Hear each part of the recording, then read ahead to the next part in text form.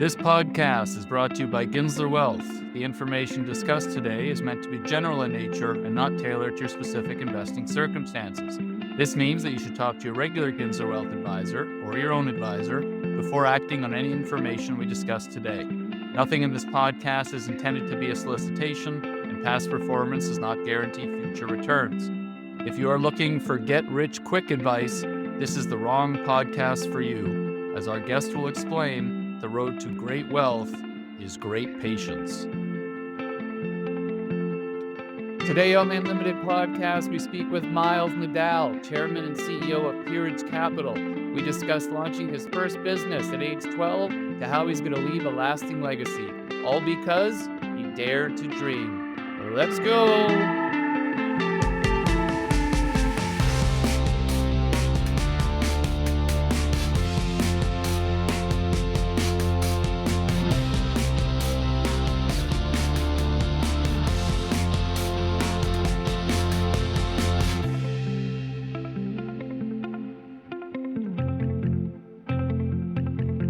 Well, welcome everybody to another episode of the Unlimited Podcast. We have a great guest with us today, someone I've been following on LinkedIn and other social media and a number of his endeavors and activities, and really excited to have a discussion with Miles Nadal.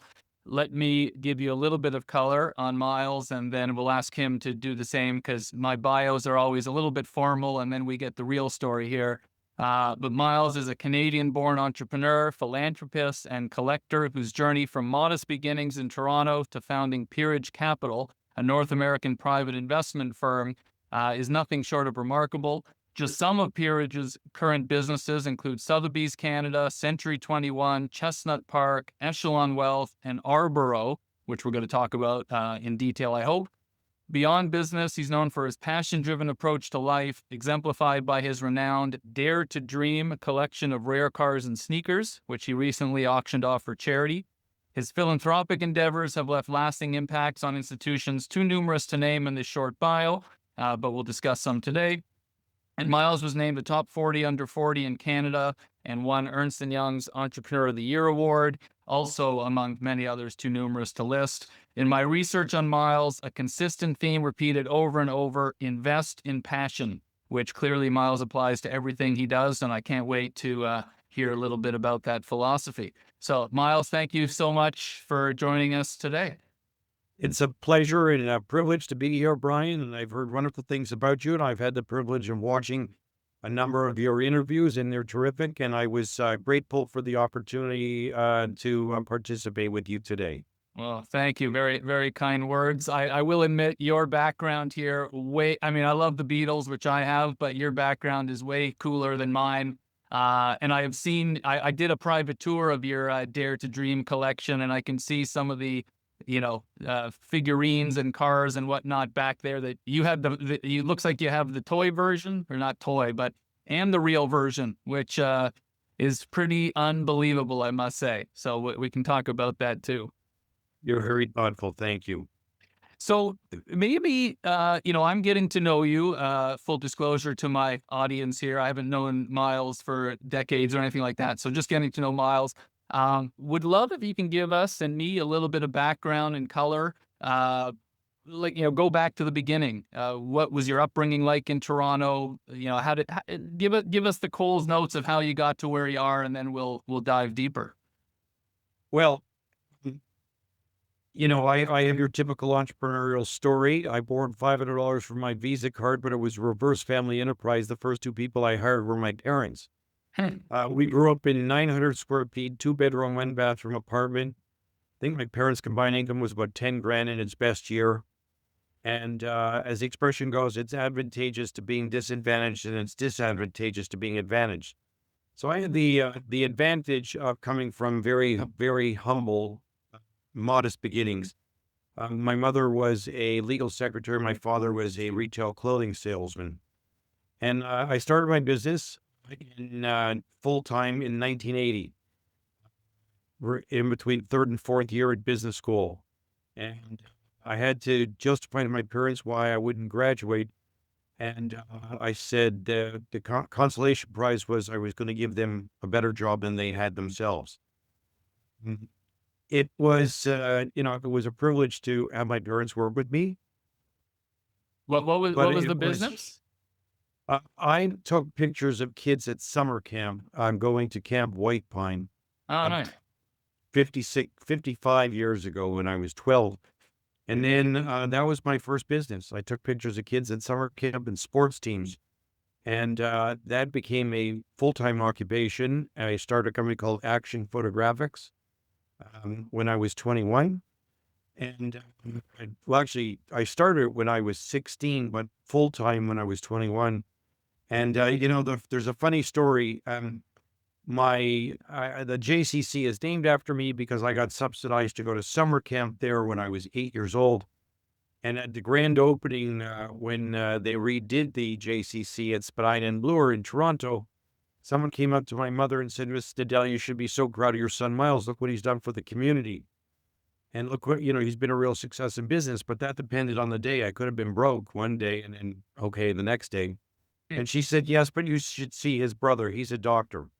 So my entire life, my brother was the doctor and I was a guy who made a few bucks. Right. Um, My mother I says the always same thing to me too, which is, it runs in the bloods, I guess. So I started in photography and then I branched out into marketing services. I had this idea to go public to buy other marketing and advertising service businesses. And we went public on Friday, October the 16th of 87, the day before Black Monday.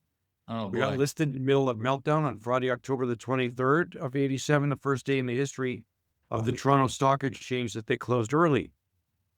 Uh, So as Friedrich Nietzsche said, that which does not kill me makes me stronger. So, we've been through more than our fair share of adversity, but thank goodness we've been able to, as I say, fail forward. And every business we went into at some point in time went through a lot of adversity. But, you know, Ray Kroc, the founder of McDonald's, said persistence and determination alone is omnipotent. So in my particular case, I had no choice but to continue to persist through whatever the circumstances were, because otherwise myself and my family would have all been on the street, and that was not a palatable outcome. And Yeah. thank goodness through my association with great people, great talent, um, pretty good resourcefulness on our part and my part, and good fortune from the Lord, uh, I was able to continue to move forward and create prosperity for my family and communities that we are fortunate enough to try and support. Amazing. Okay, good. That's a great summary. Just going all the way back to the camp photographs, you're clearly a serial entrepreneur and founder and business owner. At age 12, you said, how did you figure out there was an opportunity? It seems like this is now a theme that you've done for all these decades, but how did you see that opportunity at 12 years old and get rolling? So there was a great anecdote in the Globe and Mail that I use on an ongoing basis. It says, the young aspiring business student meets the successful businessman and he asks him, how'd you become so successful? The older gentleman looks at him and he said, well, I jump at my opportunity. And the young gentleman says, yes, but Mr. Ginsler, there's so many opportunities in the world. And Brian says, yes, but the ones I figure out are I just keep jumping and I figure out over time which ones are the ones that are worthy. Right, right. Nobody knows. People have an idea, they have an instinct, they have a gut feel, but you've got to move and pivot and try, fail and move forward, etc. And that's been the story of my life for 45 and a half years, full time in business. You identify opportunity, but I've always believed that wealth is created by being bold early and right, but bold and early doesn't make up for being wrong. And so you just got to do your best to try and make sure that you are on the right path and hopefully that you have the resources to be able to, see yourself through. Because at the end of the day, a lot of times it's just the ability to just persist through adversity and have the capital to be able to see yourself through to the other side. Okay, got it. So, you told a little bit of your story from the photographs to launching a number of companies, eventually taking a company public after, October of 87. That was MDC, I guess. That's And correct. and so just describe that business again, and what were you doing there, and how do you get it from start to be a public company? It's a pretty big leap. So uh, we had this idea that the advertising and marketing services industry globally was a very large industry, highly fragmented, that if we could consolidate the industry by finding entrepreneurial firms, that we could utilize this concept that I had called the perpetual partnership, where we would buy 51 to 80%. Management would keep the residual 20 to 49%, but we would give them the capital to grow and to pursue their entrepreneurial ambitions and vision, that we could build this substantial enterprise. So I should explain to you that when we went public, we had actually done a reverse takeover of a public mining shell in December the 19th of 86. We had the sum total of 2.3 million of revenue and 186,000 of pre-tax profits. But I was able to raise $1.5 million at the time through 25 well-heeled investors who just thought, this guy Miles Nadal is a determined guy. He's a persistent guy. He seems to have the gift of gab, and I think he'll be successful. But the reality is we were tiny, tiny, tiny at the beginning. And we just continued to grow because the one thing I focused on was raising money, raising capital. And so we got to, after 35 years, so in 2015, we Wow. had approximately $2.1 billion of enterprise value, about $1.5 billion of equity value. And I owned about 22% of the company before I retired. And so we just kept growing on an ongoing basis. And, as I said, Friedrich Nietzsche said, that which not kill me makes me stronger. And we just kept trying to find opportunities. But our big breakthrough came, I guess, in 2001. We acquired an interest in what became the most talked about, written about, impactful advertising agency in the world called Crispin Porter and Bogusky. And it grew 30-fold. As part of MDC Partners. And that was our first foray into digital and interactive marketing, which was very early. Think about that. That was 24 years ago, and people couldn't spell interactive or digital marketing. And so we were at the forefront. We made other acquisitions in that area, and we were lucky to have caught a trend that was extremely fruitful and was the key to our dramatic success. And is that where these, and I'll talk to you probably about this more, I imagine, but this whole partnership model and sort of your key tenets of partnership, is that where all of this grew and evolved from, or was Yes. created along the way? Yes. So David Ogilvy said, if you want to build a team of giants, surround yourself with people that are better than you and give them the incentive and motivation to continue their success. So it became clear to me that in order to have alignment, you had to have talent partners that were both financially and emotionally aligned with you. And that's why this perpetual partnership idea came about, because I realized that it was not only important to have founders that were aligned emotionally and financially, but the next generation and the next generation. And that was the genesis of our idea of this perpetual partnership and the alignment of talent with ownership. Okay. And it sounds, and we'll talk about Peerage in a minute, but it sounds like that's sort of carried on into Peerage and grown into a whole bunch of different businesses as well. Well, the thing that I realized was that entrepreneurial businesses whose principal asset goes up and down the elevator every day, it's very hard to institutionalize them without alignment, both emotionally and financially, because most people who are founders of these businesses used to work for a big company, and they decided they didn't like the culture and they didn't like the lack of empowerment, and they wanted to be aligned that if they could create value, they wanted to be rewarded in proportion to the value that they created. That's why we believe that equity ownership was so critical And it's been a tenet, as you say, of all of our businesses over the last 45 years. Okay, so maybe we should switch gears then. Not talk about cars, even though I said gears, but we'll get to that later. Talk about Peerage then. So, how long has Peerage been around, and what is Peerage? I already mentioned at the beginning a whole bunch of well-known brands, companies that you own. Maybe give us the color on that, and Sure. then we'll dive deeper. So I had started a family office kind of idea about 20 years ago, but 10 years ago when I retired from MDC, I had a substantial amount of capital and I had a team of people like Trevor Monder and other people who worked with me at MDC, who'd been with me, helping me with my family office. And we had this idea to create, F. Scott Fitzgerald said there's no second acts in American lives. I did not believe that. And obviously we've learned, you know, subsequently with Elon Musk and Steve Jobs and so many other entrepreneurs that there is many more acts in American lives if you have the desire and will and ability. And so the idea of peerage is the British nomenclature system. And so we came up with that name. I mean, I had never had to come up with a new business plan or a new name or etc. in 35 years. So I was starting de novo.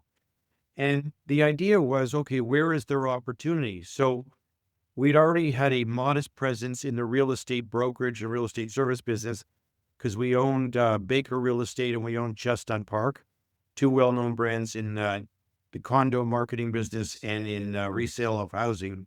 Yeah. And we thought that there was a lot of similarities to the advertising and marketing service business, where it was large industry, highly fragmented. And from that, we grew that. And then in 2019, we started to become more acquisitive in the US. Today, we sell about $60 billion of residential real estate, but 80% of that is in America now.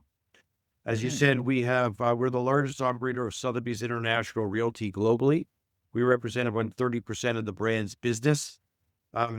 We sell 50% of all condos in Toronto that are not sold by the developer themselves. Wow. And we got about 8,000 agents across North America. And we are virtually across the country, both in Canada and the US. We then got into self-storage because I had met a number of very successful real estate developers. And when I met with them, trying to find out how they were so successful, it became clear to me that we couldn't replicate what they were doing. We couldn't be in purpose-built rental or condominium development.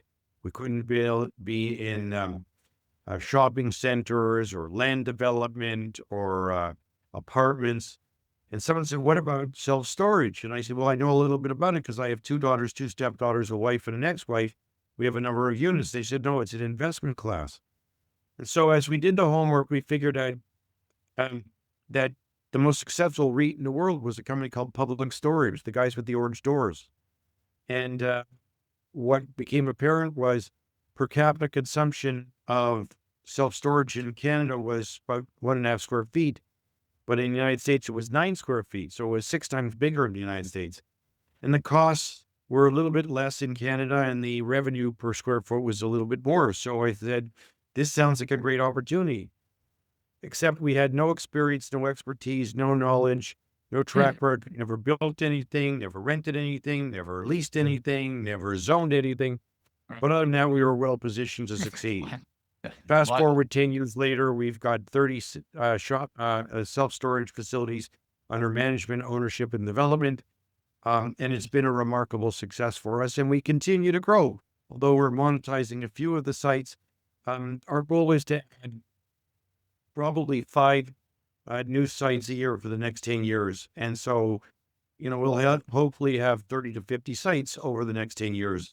And that's been a focus of ours.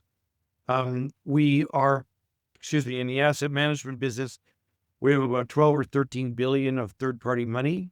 70%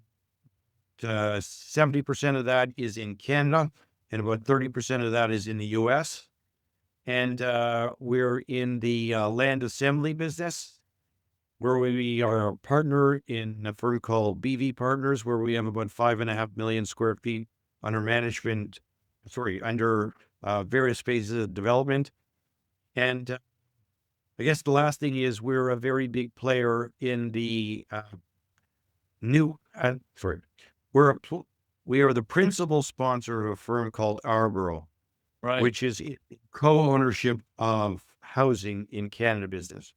So as I articulated, I grew up from the most humble of beginnings, and we never owned a home, and it bothered me.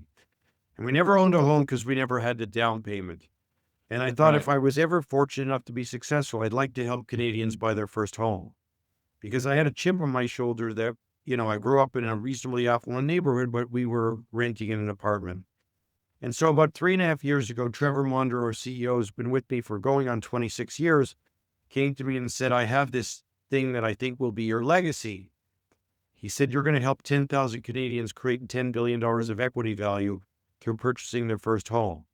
So in simple arithmetic, it costs about $1 million to buy a condo or a home in and around Ontario, specifically in the GTA.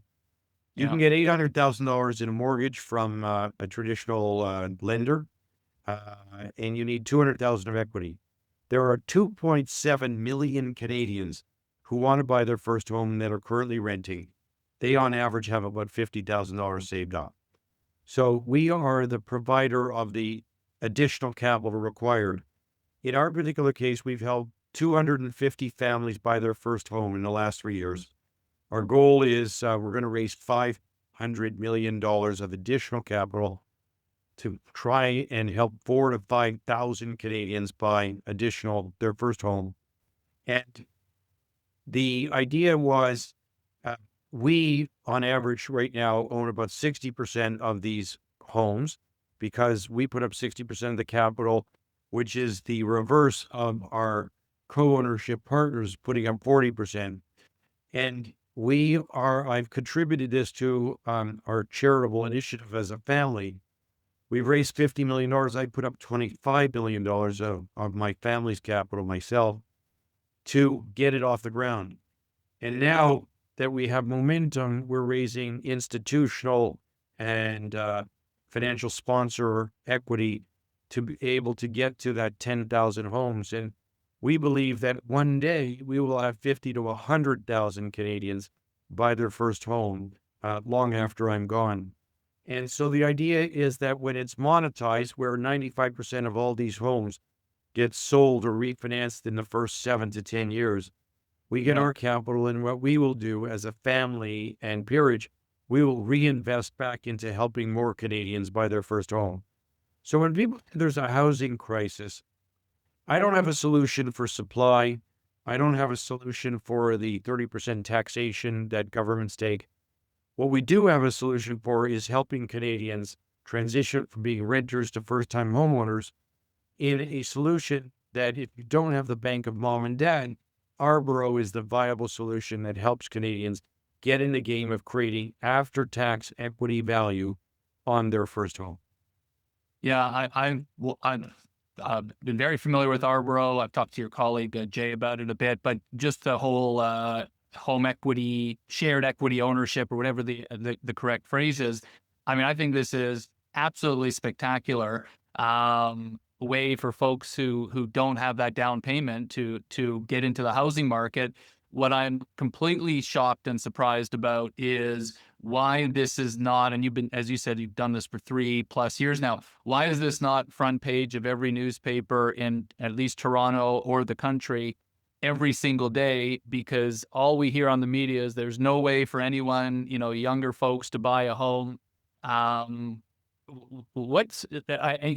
me, it's almost a little bit like, you never want to talk about privatizing healthcare because that's like, blasphemy here in Canada.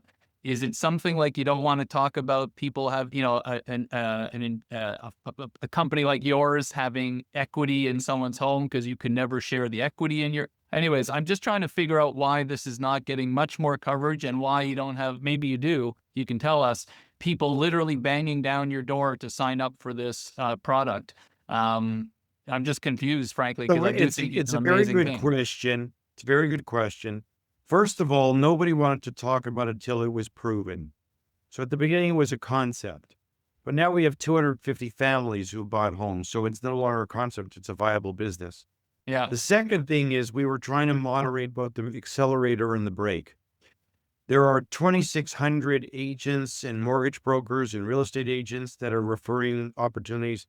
There's been over 3,000 applications.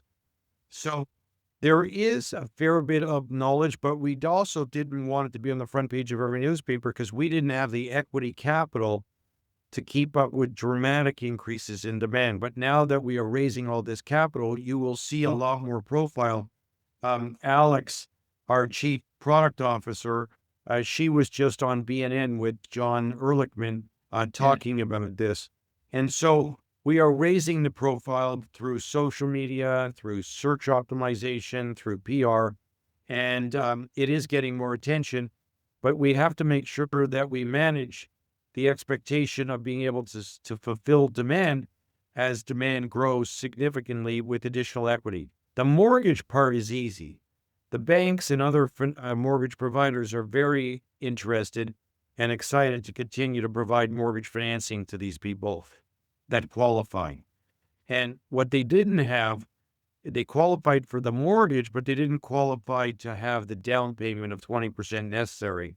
Right. We're the solution that is, the substitute for the bank of mom and dad. So I think you're going to hear a lot more about it. And now that the government agencies are very interested, and institutions and pension funds are very interested to support it, as we get more and more scale, I think you're going to hear more about it.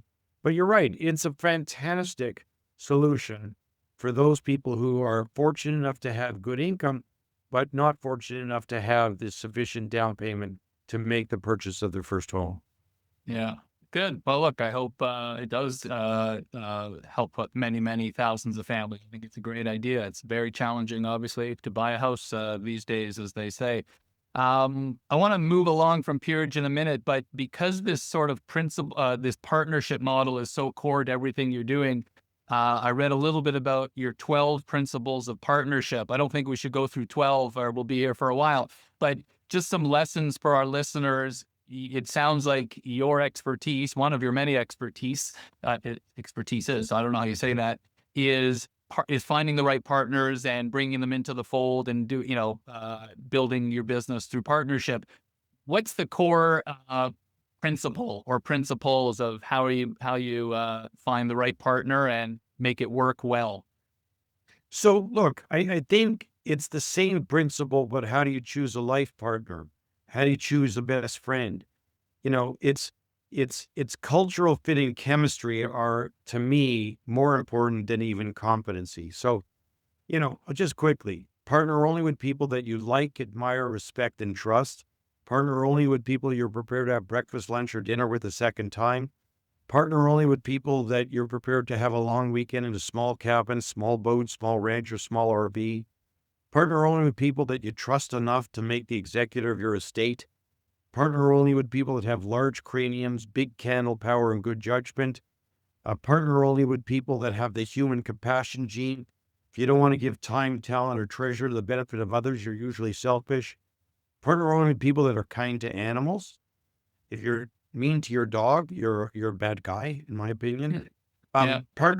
Partner only with people that have the same passion, dedication, and willingness to sacrifice for the common mission. A partner only with people that understand arithmetic. If you can't count, you have no business to be in business, and you can't meet time-bound and measurable objectives. Partner only with people that understand God gave you 2 ears and 1 mouth in proportion, and they use them accordingly. I said to my children, I've never learned anything by talking, just by listening. Partner only with people that understand who luck.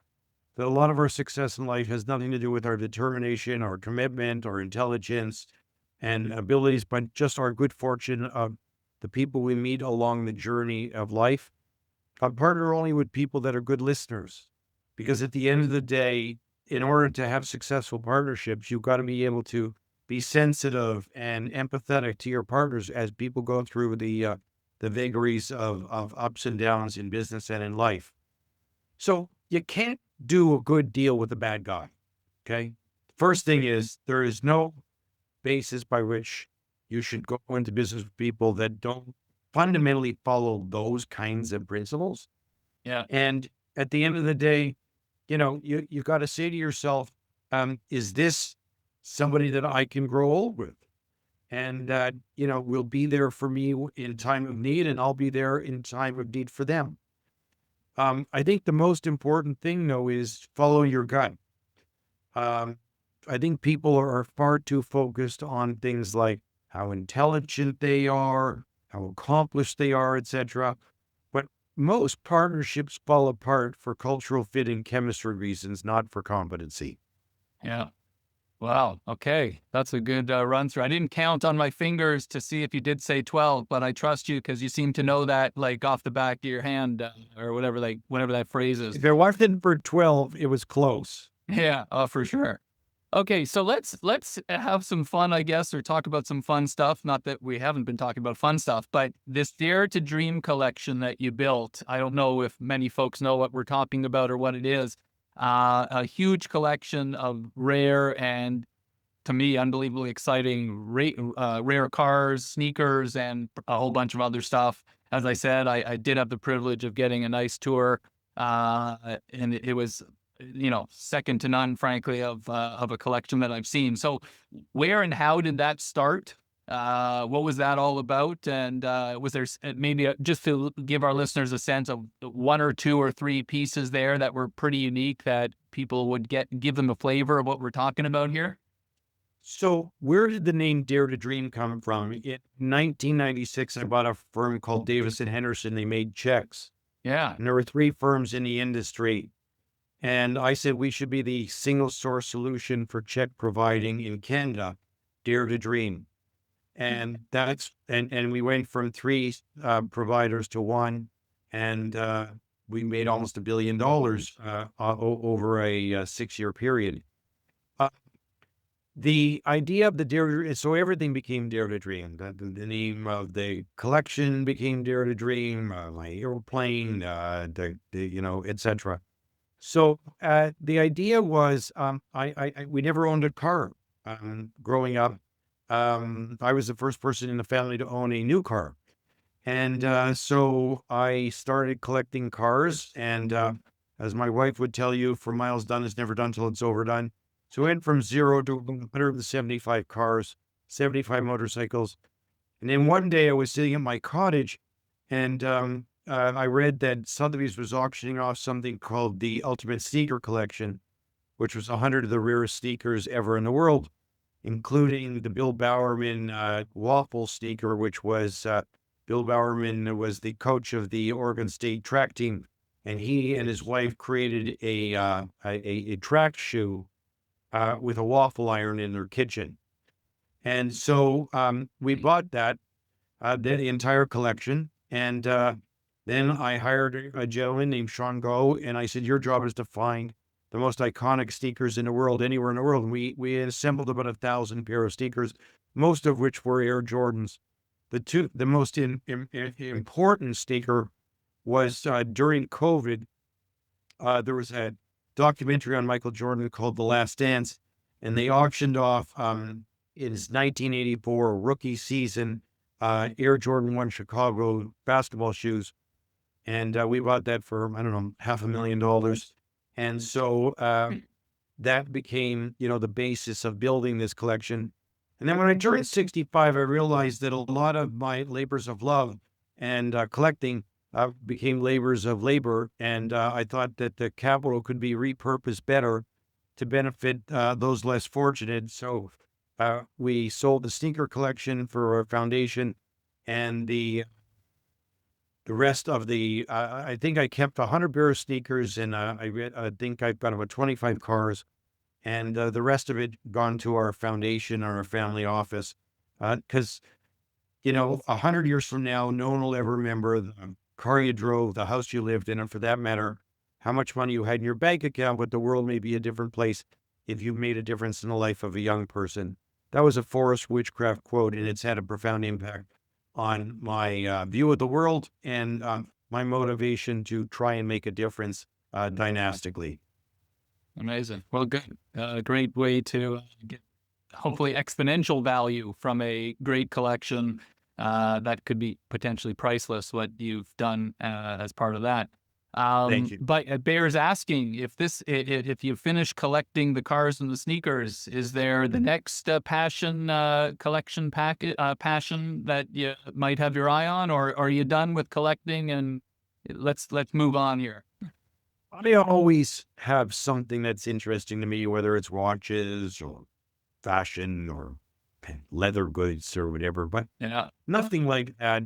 I think my passion now is transition from, um, you know, capital formation and collecting to more contributing to the world. To me, I'm 67 years of age. I think I don't think I'll live to 120. I wish I would, but I don't think I will. Yeah. So if I've got 20 odd years left or 25 years left or whatever, how do I make the last, you know, 25% of my life, or 30% of my life, impactful and meaningful?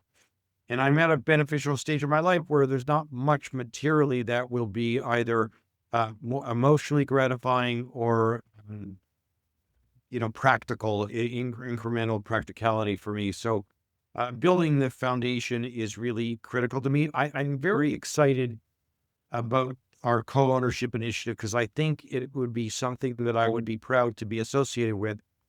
Besides the JCC, besides the Mount Sinai Heart Center, besides a number of other initiatives that my family and I are privileged to support. But this is one which I'm very excited because I think it's a combination of entrepreneurship and philanthropy. It's using the ability to identify opportunity and capitalize on it, and using sort of our capital, both human capital and financial capital, to create something that may not necessarily happen. And so we're very proud about doing that. At this stage of my life, what's really motivating to me is meeting interesting people who do interesting things in interesting places. So I try to meet, 3 to 6 people a day when I'm around, and whether it's for coffee or breakfast or lunch or drink or dinner, and just try to understand, the motivations of people because, some people watch Netflix. I try to live, I meet I learn through meeting fascinating people and asking interesting questions. And it's interesting how you can get people to talk for an hour and a half to 2.5 hours about themselves, their values, their knowledge, their information, their industry insights, etc. And so I think I learned a lot. I've got 25,358 contacts as of this morning in my phone. So I'm very blessed to know remarkable people. And I think it's what keeps me youthful is the idea of being in the perpetual pursuit of knowledge and information and relationships. Yeah. Well, I've definitely seen some pictures of you with some very well-known folks across all aspects of sort of world expertise, etc. Michael Milken, Jay Leno, Bill Gates, Izzy Sharp, Brunello Cucinelli, Ray Dalio. So I believe you when you say your goal is to meet and spend time with and learn from great people. Maybe, it doesn't have to be from any of the folks I just named, but it sounds like you're trying to learn from all of these greats of the world. Any big lessons, takeaways, just an interesting story from any recent or otherwise meeting? Well, look, entrepreneurial success is a journey, not a destination. And most people's entrepreneurial successes were accomplished over long periods of time. There's a great story about Elon Musk being interviewed in 2009 by Scott Pelley for 60 Minutes. And he said, Elon, you had $30 million left and you had to fund SpaceX and Tesla. You were facing great adversity. Did you ever think of quitting? He said, no, I'd have to be dead or incapacitated. Most entrepreneurs have gone through a lot of adversity, but they have persisted through and they never lost sight of where they came from. I think that's really important. I think humility is the most important attribute because no matter who you are, no matter how successful you are, everybody is one move away from oblivion. Brunello Cucinelli has a remarkable philosophy. First of all, he gives 10% of all of his profits corporately to charity. He feeds all of his employees at lunch for an hour and a half. They're not allowed to work overtime. And he cares about the idea of being kind and generous and gracious and grateful to everyone that he interacts with. And he doesn't let the almighty dollar, rule his value system. Look, Izzy Sharp is a remarkable person. I've had the privilege of knowing him for, 45 years. And he's got an incredible global success story from humble Canadian roots in 1967. Yeah. And he started from nothing, and he's built a globally recognized luxury brand. He also happens to be the finest, kindest, most generous, thoughtful, remarkably well-preserved father, husband, grandfather, community leader, philanthropist, and business builder. And so to me, I think when you meet people like that, or any of these other people, Mike Milken, I'm a founder of the Milken Center for Advancing the American Dream because I've known Mike for 38 years. And, he talks about the American dream, but it's really, we've discussed, it's the universal dream of being able to provide for your family and to those less fortunate, a better standard of living and to be able to fulfill their ambitions in life. I was in Washington, and he's put up $1 billion to celebrate, universal dream of entrepreneurial success around the world. So I think one of the things that I have learned is that beyond creating a foundation to support your family and, God willing, generations of your family, giving back to communities to help those less fortunate is something that is very fulfilling to your soul.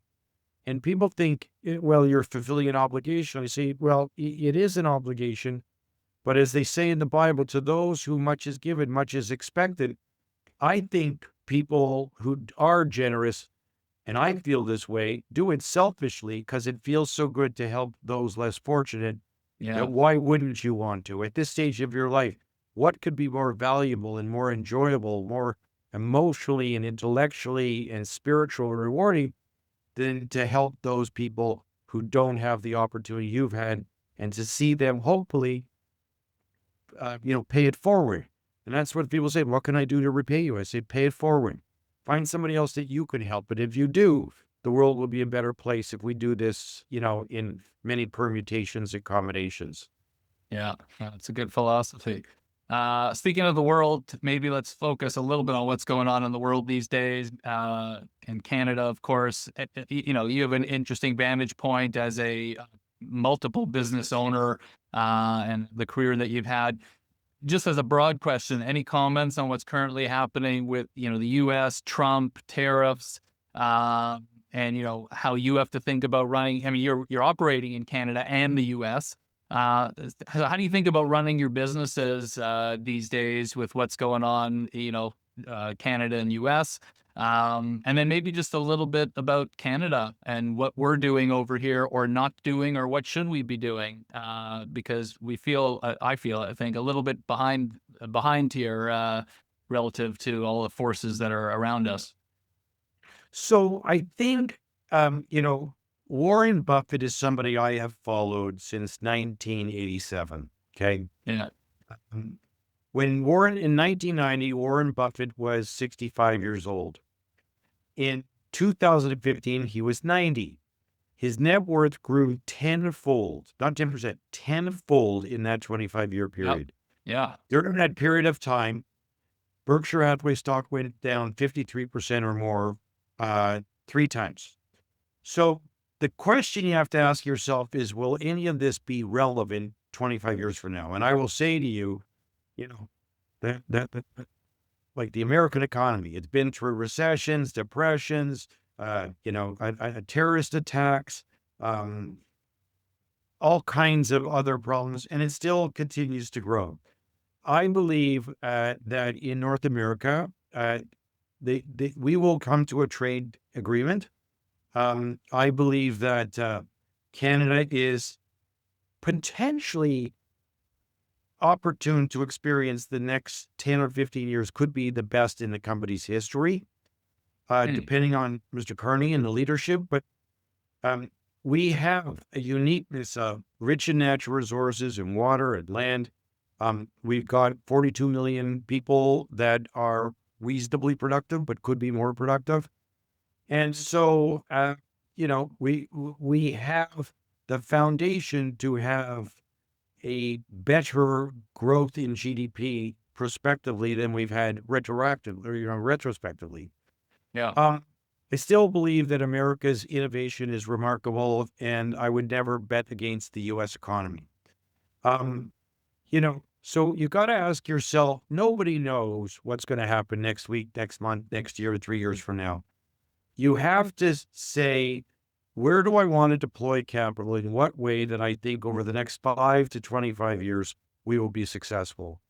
I believe in real estate. I think it has been successful for hundreds of years, and it will be successful in the future. As my partner and friend Steve Pust always said, you just got to be able to live long enough sometimes, and modest leverage is critical in that regard. I believe, in terms of investing, I have 6 criteria for investing. What's the rate of return? What's the risk-adjusted rate of return? What's the liquidity-adjusted rate of return? In other words, am I getting paid an illiquidity premium? Doesn't mean that if it's illiquid, it's bad. It's just, am I getting paid a premium? Yeah. What's the priority-adjusted rate of return? I used to think I had unlimited time and unlimited money. I never had, and I don't have today either, unlimited time or unlimited money. And the last 2, the David Letterman, last 2, what is the time invested rate of return? So if you said to me, I've got this great opportunity, and I'd say, Brian, if it requires a lot of time from either me or my colleagues, I'm not interested. And the last one, the most important, what's the aggravation adjusted rate of return? And that's really critical. So look, during that, I sort of, when Buffett's net worth went up tenfold from the time of 65 to 90, his rate of return was 9.6%. Terrific, but not like astronomical. So I started to do some homework, and I figured out that the S&P 500 will give you about that over the last 10, 20, 30, 50, 100 years. Yeah. So yes, there are other things to do, but I still think if 85% of all managers never beat the index investing is a low-cost way to get a very good risk-adjusted reward over a long period of time. Not for 2 years. I'm talking if you have a 10, 15, 20, 25-year horizon. It should be part of your strategy, in my opinion. Yeah, I agree. I like other alternatives. I like, I like infrastructure. I like AI. I like electricity. I like alternative debt solutions. But I still think the vast majority, for most people, throwing darts and picking stocks is a mug's game. And speaking of AI, so we have a little bit of a theme we're doing throughout the summer here is just focusing on AI a little bit, which may be obvious given the huge changes and advancements and opportunity that AI is creating. What's your thoughts? How do you touch AI either personally or in your business? What do you think in terms of what the world looks like in the next number of years as a result? Any insight from your vantage point? Look, if I was that smart, I'd be Ray Dalio, and I'm not. I'm not Michael Dell. I'm not Tim Cook. I'm not Elon Musk. I think AI, from all the people I talk to, will be the greatest revolution in value creation and transformation of human activity, mostly for the good, somewhat to the bad, maybe in the last century. And I think the applications are just being, seen. If you look at NVIDIA, and, what was it, 10 or 15 years ago, maybe it had a market cap of, I don't know, 200 or 300 million, and now it's 4 trillion. Like, it's pretty remarkable what's transpired. So I think it's going to transform labor. You saw Goldman Sachs thinks that 95% of all the activities of insurance can be done by AI. I think it's going to transform a lot of industries, um, and it's going to increase productivity in a significant way, which will be part of the drivers of the economy in those countries where AI is adopted. Um, and I think we haven't seen anything yet. I think we're just in the first inning of a 9-inning ball game in that regard. But that's Right. sort of my point of view. I wouldn't tell you that I'm the most informed guy, but I do talk to a lot of people. But I see it as a fantastic opportunity for a lot of industries, and it will also disrupt a lot of industries. So you gotta know where have to have an instinct and a point of view about where it's going to have positive influence and where it's going to have disruptive influence. Yeah, I agree with all those comments. Okay, as we get to the end here, I always like to ask, some folks like yourself with a humongous history of experience. If you had to look back, and maybe you've covered a little bit of this, and maybe a lot of this throughout the discussion, but if you had to look back and had to give, one or two key pieces of advice to aspiring entrepreneurs, leaders, etc. Any summary and snippets, 30 seconds, a minute of like, what's the biggest piece of advice you would give? What was the biggest piece of advice you'd give to yourself 45 years ago, maybe? So the biggest mistake that I ever made was I didn't look after myself physically or emotionally. Hmm. I weighed 90 pounds more than I do now. In 2017, I had high blood pressure, high cholesterol, hypertension, diabetes, and sleep apnea. Other than that, I was healthy. My doctor told me when I was 60, I wouldn't live to see my 65th birthday. I figured out that affluent and dead was a bad combination. I should never have allowed myself to get to that position. When you're growing, no matter who you are, no matter what your priorities are, whatever your responsibilities are in business, you should never allow yourself to get out of control from a health and well-being perspective. You should make sure that you keep your weight in check, your physiology in check, that you exercise, that you take care of your family, etc. That's the single most important life lesson that I have learned. And I regretted that I allowed myself to go, get out of that, so out of shape, in every way, shape, or form. And I'm lucky that God gave me the wherewithal to bounce back, because you wouldn't have bet that I would have been able to correct my physiology based upon what I had experienced. The second thing is everybody, especially younger generations, are always in a hurry. But great wealth is created over long periods of time. Yeah. Wealth is created as a marathon, not a sprint. And everybody wants to invest in crypto because it's going to go to 400,000 tomorrow. And everybody wanted to be in the cannabis business because it was a license to print money tomorrow. Yeah. But, what Buffett said was, the most successful investors, they don't have the highest IQ. They just have the temperament to be patient. Howard Marks from Oak Tree had a great expression. Love Howard Marks, and I think he's brilliant. He said, wealth is not created in the buying. It's not created in the selling. It's created in the waiting. Mhm. People are not have the temperament and patience to wait. They want to see everything happen tomorrow. But that's not the way life works. And, uh, you know, the critical thing is to have the patience and have the temperament to see things come to fruition. When was the S&P 500 down 15 or 20%? Like this year or a year ago? Like within the last 12 months, right? Yeah, well, in April it was for sure. Okay. So, and now it's back, hitting Yeah. all-time highs. So if people try to time things, that's a mug's game, in my opinion. You have to Yeah. have you have to be prepared to have this stick-to-itiveness and the determination and patience to see it through on the long term. And, Buffett talks about the fact that if you own a farm or you own an apartment building or you own, anything else that produces income, you don't need the stock market to tell you what it's worth.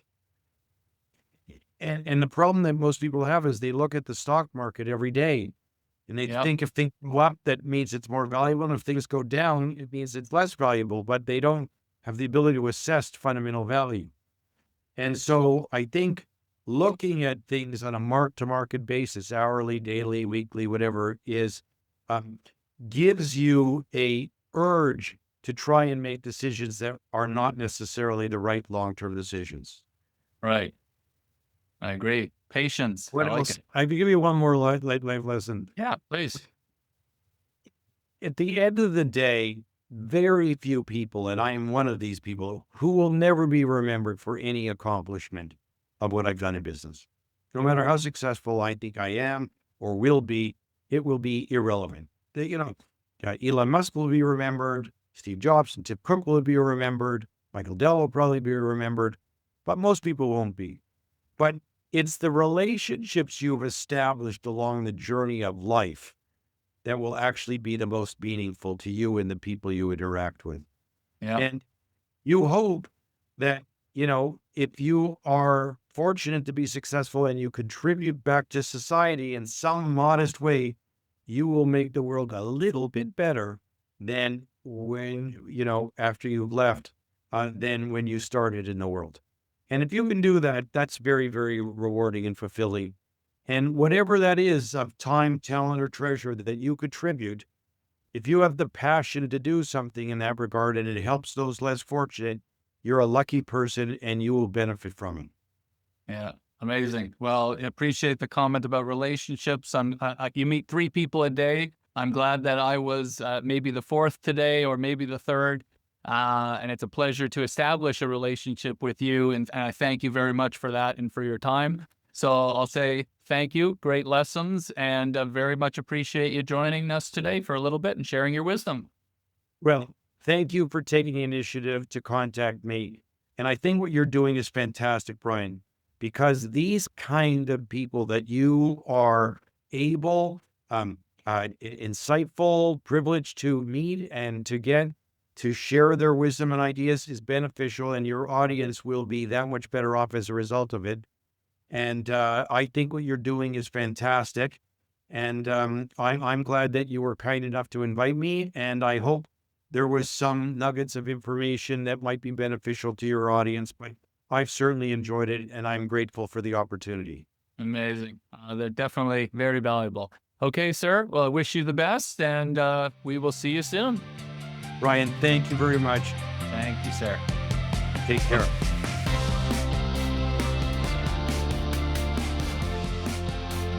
The Unlimited podcast is hosted and produced by Brian Ginsler and is edited and mixed by myself, David McMillan. This podcast is not to be taken as investment advice.